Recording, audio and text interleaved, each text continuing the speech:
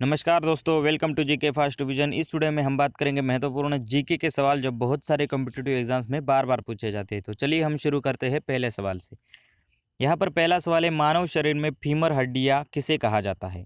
मानव शरीर में फीमर हड्डियाँ किसे कहा जाता है? ऑप्शन है कलाई की हड्डियाँ, जांग की हड्डियाँ, कंधे की हड्डियाँ या फिर गर्दन की हड्डियाँ। तो इसका सही उत्तर है ऑप्शन नंबर बी यानी कि जांग की हड्डियाँ। जांग की हड्डियों को फीमर हड्डियाँ भी कहा जाता है और ये मानव शरीर की सबसे बड़ी हड्डी भी होती है। एक्सियल स्केलेटन कहा जाता है संयुक्त रूप से खोपड़ी, वर्टेब्रल कॉलम और रिब्स और स्टर्नम को। और मनुष्य की खोपड़ी में एक ऐसी हड्डी होती है जो अपनी जगह से हिल सकती है यानी कि स्थान परिवर्तन कर सकती है। इसको बोलते हैं मैंडिबल बोन। और मानव शरीर में मौजूद सबसे पतली हड्डी होती है फिबुला हड्डी। यहाँ पर छोटी हड्डी नहीं पूछा है, जो कि छोटी हड्डी जो कि होती है स्टेपिज, जो कि कान में होती है। अगला सवाल है, हरिके वेटलैंड रामसर साइट किस राज्य में है? हरिके वेटलैंड रामसर साइट किस राज्य में है? मध्य प्रदेश, हरियाणा, पंजाब या फिर मणिपुर। इसका सही उत्तर है ऑप्शन नंबर सी यानी कि Punjab. Harike wetland Ramsar site है पंजाब में। अब हम रामसर साइट्स के बारे में जान लेते हैं। रामसर आर्द्रभूमि समझौता यानी कि रामसर कन्वेंशन ऑन वेटलैंड, ये 2 फरवरी 1971 को ईरान के रामसर शहर में इस पर हस्ताक्षर किए गए, इसलिए इसको रामसर संधि कहा जाता है। कुछ लोग इसको आर्द्रभूमि संधि यानी कि वेटलैंड कन्वेंशन भी कहते हैं। और ये इम्पोर्टेंट बात आपको याद रखनी है कि ये लागू हुई थी 1975 में, 1975 में ये संधि लागू हुई थी। विश्व में लगभग 2300 रामसर साइट है और सबसे अधिक रामसर साइट वाला देश है यूनाइटेड किंगडम यूके, जिसके पास 175 रामसर साइट की लिस्ट है। जो भारत में अभी हाल ही में जोड़ी गई है। भारत में कुल 42 रामसर साइट्स है। लोनार झील महाराष्ट्र की, सूर सरोवर या कीथल झील आगरा की, आसन बैराज उत्तराखंड, कवरताल या काबरताल बिहार और सोकार लेक लेह की। यानी कि अब टोटल 42 रामसर साइट भारत के पास हो चुकी है। विश्व आर्द्रभूमि दिवस यानी कि वर्ल्ड वेटलैंड डे हर साल मनाया जाता है 2 फरवरी को। यह भी इम्पोर्टेंट सवाल है। अगला सवाल है, भारत सरकार ने महिला और बाल विकास के लिए स्वतंत्र मंत्रालय की स्थापना कब की थी?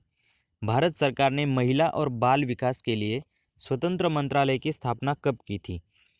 2006, 2008, 1997 या फिर 2015।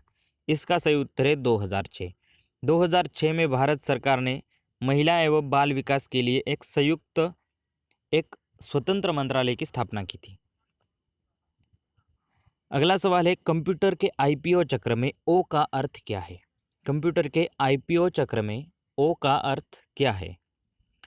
तो पहले आपको इसका आईपीओ का फुल फॉर्म पता होना चाहिए। अगर आईपीओ का फुल फॉर्म पता है तो आप इसका उत्तर डेफिनेटली दे दोगे। तो आईपीओ का फुल फॉर्म सिंपल होता है इनपुट, प्रोसेसिंग और आउटपुट।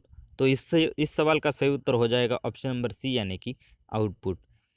आईपीओ का फुल फॉर्म होता है इनपुट, प्रोसेसिंग, आउटपुट और कंप्यूटर आईपीओ चक्र पर ही कार्य करता है। अगला सवाल है, 1905 में सर्वेंट्स ऑफ इंडिया सोसाइटी का गठन किसने किया था? 1905 में सर्वेंट्स ऑफ इंडिया सोसाइटी का गठन किसने किया था? ऑप्शन है श्यामजी कृष्ण वर्मा, गोपाल कृष्ण गोखले, महात्मा गांधी या फिर दादा भाई नौरोजी। इसका सही उत्तर है गोपाल कृष्ण गोखले। गोपाल कृष्ण गोखले जी ने 1905 में सर्वेंट्स ऑफ इंडिया सोसाइटी का गठन किया था। इब्न बतूता मोहम्मद बिन तुगलक के समय भारत आए थे। वे किस देश से आए थे? यूनान, ईरान, मोरक्को या फिर चीन। तो इसका सही उत्तर है मोरक्को। मोरक्को को आपको याद रखना है क्योंकि अभी हाल ही में स्पेन के साथ विवाद के चक्कर में ये भी बहुत न्यूज़ में है। तो इब्न बतूता आया था मोरक्को से। और भी यात्रियों के बारे में हम देख लेते हैं, जैसे चीन का था हेनसांग, फारस के अल्बरूनी, मोरक्को का इब्न बतूता, इटली के मार्को पोलो, फारस के अब्दुल रज़ाक, ग्रीस के मेगास्थनीज और चीन का ही फाइयान। मोहम्मद बिन तुगलक जो कि दिल्ली सल्तनत में तुगलक वंश का शासक था, जिसने 1325 से 1351 तक इस दिल्ली सल्तनत पर राज किया। दिल्ली सल्तनत के 4 वंश आपको याद रखने हैं, गुलाम वंश, खिलजी वंश, तुगलक वंश और सैयद वंश। अगला सवाल है, किसकी सिफारिश पर मौलिक कर्तव्यों को संविधान में शामिल किया गया था? किसकी सिफारिश पर मौलिक कर्तव्यों को संविधान में शामिल किया गया था? संथानम समिति, शाह आयोग, स्वर्ण सिंह समिति या फिर प्रशासनिक सुधार आयोग? इसका सही उत्तर है ऑप्शन नंबर सी, स्वर्ण सिंह समिति। स्वर्ण सिंह समिति की सिफारिश पर मौलिक कर्तव्यों को संविधान में शामिल किया गया था। मौलिक कर्तव्य है संविधान के भाग 4 क में और मौलिक कर्तव्यों को यूएसएसआर से अपनाया गया था। अगला सवाल है, किसी प्रोग्राम या विंडो को बंद करने के लिए प्रयोग की जाने वाली शॉर्टकट की कौन सी है? शॉर्टकट की से भी बहुत सारे सवाल एग्जाम में बनते हैं, तो आपको बहुत सारे शॉर्टकट कीज पता होने चाहिए। किसी प्रोग्राम या विंडो को बंद करने के लिए प्रयोग की जाने वाली शॉर्टकट की कौन सी है? तो इसका सही उत्तर है ऑप्शन नंबर बी, यानी कि Alt+F4। Alt+F4। और भी कुछ शॉर्टकट की हम जान लेते हैं, जैसे कि Alt+Tab। ये प्रयोग की जाती है switch between open program. Open program के बीच में स्विच करने के लिए, यानी कि इस प्रोग्राम से दूसरे प्रोग्राम में जाने के लिए Alt+Tab ये शॉर्टकट की यूज़ की जाती है। F2 rename a selected file. Ctrl+D bookmark the current page in the most internet browsers. Ctrl+A select all text. Ctrl+F open find window for current document और window. Ctrl+K insert hyperlink for selected text. और Alt+F4 ये ऊपर वाले सवाल में था, close the currently active program. 9वां सवाल है, 1949 के त्रिपुरा कांग्रेस अधिवेशन में महात्मा गांधी के पसंदीदा राष्ट्रपति उम्मीदवार कौन थे? 1939 के त्रिपुरा कांग्रेस अधिवेशन में महात्मा गांधी के पसंदीदा राष्ट्रपति उम्मीदवार कौन थे?